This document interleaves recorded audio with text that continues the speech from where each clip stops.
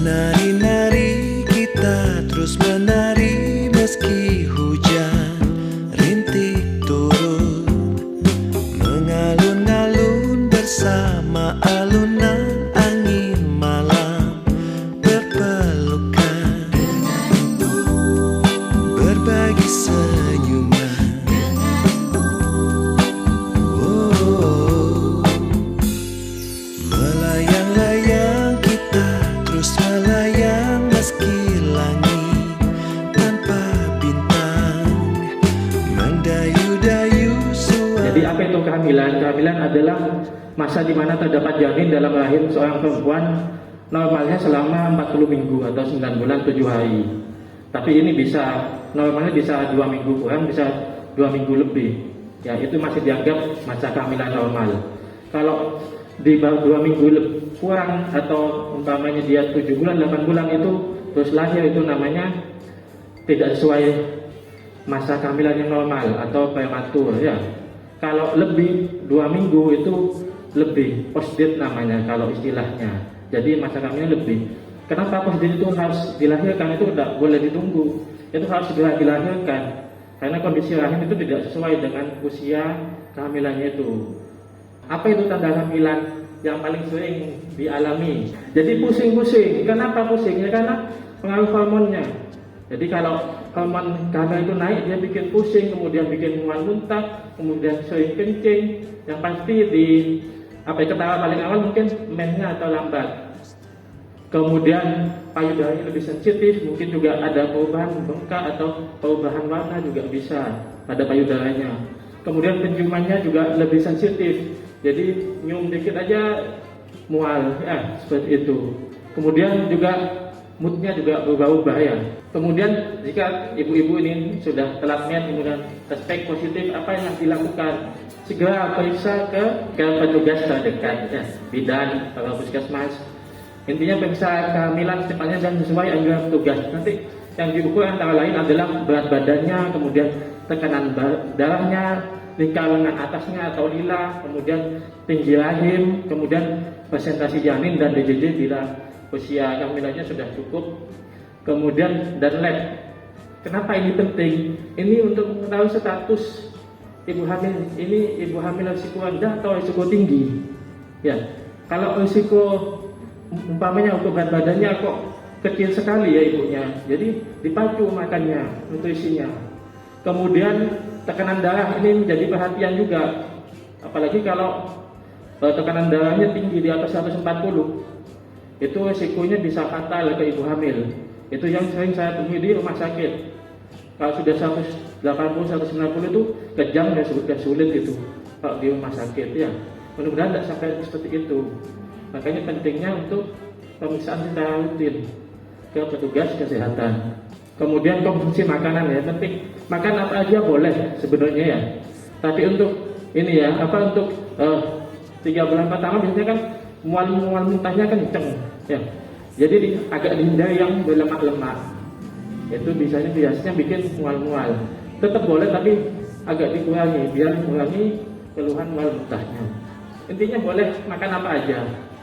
Tapi usahakan lebih banyak, 1 porsi lebih banyak, bukan 2 kali lipat, enggak, itu kelebihannya. Jadi 1 porsi lebih banyak ya. Kalau dalam literatur itu untuk 3 bulan pertama itu cukup 100 kalori tambahan. 100 kalori tambahan itu kue itu 100 kalori sudah cukup sebenarnya. Kalau dari semester kedua dan ketiga itu 300 sampai 500 kalori. 300-500 kalori itu setara dengan 1 kali porsi makan itu sebenarnya. Ya, jadi tambah 1 porsi tidak apa-apa. Jangan menjaga tetap langsing biar suaminya tidak kemana-mana, tidak boleh seperti itu ya. Tetap menjaga nutrisi untuk janinnya. Kerja berat, ya, tidak usah ngoyo-ngoyo kalau kerja ya. Kemudian merokok tentu saja ini tidak boleh. Kemudian mengkonsumsi makanan mengandung minuman soda, alkohol, kemudian jamu ya. Alkohol soda itu kenapa? Karena dia meningkatkan asam lambung, jadi bikin mual muntah. Hormon kehamilan sendiri itu dia menyebabkan asam lambung naik, ditambah soda bisa tambah naik, makanya bisa memperberat kondisi ibu hamil. Kemudian alkohol, kemudian jamu ya. Jadi intinya mules kok tambah sering, segera aja bawa ke bidan ya, atau ke puskesmas. Nah, kalau sudah mules kemudian rasa ingin buang air besar, ini sudah mau lahir itu anaknya atau bayinya itu, nanti dipimpin untuk persalinannya seperti itu. Dan mengejannya pun ya mengejan seperti mau BAB itu, jangan mengejan sampai leher, itu udah akan keluar bayinya. Nah, setelah lahir untuk persalinan normal segera lakukan inisiasi menyusui dini. Kenapa? Pertama untuk kontak langsung kepada bayinya, ya. Jadi yang kontak langsung pertama itu adalah ibunya. Yang kedua ASI itu yang pertama itu penting untuk bayinya. ASI pertama itu banyak mengandung intinya mineral sampai kekebalan tubuh dari ibunya disalurkan ke bayinya seperti itu. Jangan dibuang. Ya, biasanya bayi kan warnanya kuning, tidak bagus ininya warnanya ASI pertama itu penting malah sebenarnya, jangan dibuang ya. Jadi bayi baru lahir itu wajib pakai ASI, diusahakan ya sampai bisa, karena pasti bisa kalau kita mau usaha ya. Inisiasi menyusu dini. Nanti bayi baru lahir itu nanti kan ada perawatan ya, biasanya itu dikeringkan dulu bayinya ya kan. Dilihat nih agar skornya bayinya sehat apa enggak. Kalau misalnya sehat biasanya nanti langsung diarahkan untuk setelah dikeringkan dan lain-lain langsung diarahkan ke dadanya si ibu.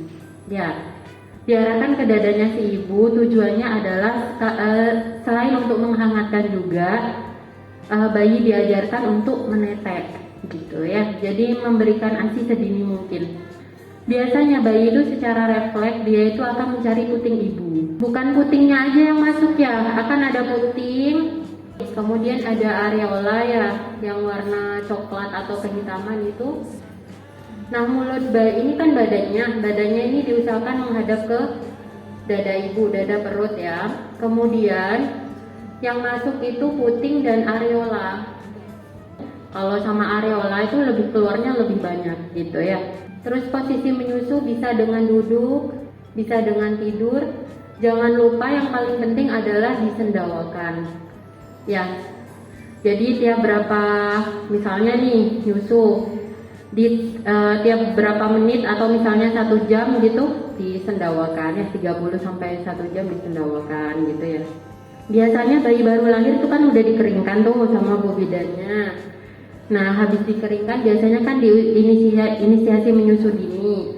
Habis itu bisa dikasih pakaian yang hangat ya. Kemudian lingkungan udara bayi itu harus sejuk. Nggak boleh terlalu panas, nggak boleh terlalu dingin ya.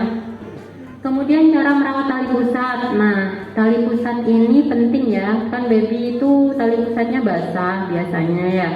Itu nggak usah diapa-apakan ya. Sebelum memegang tali pusat, cuci tangan itu wajib ya. Cuci tangan dengan sabun dan air mengalir. Kemudian jangan memberikan apapun pada tali pusat.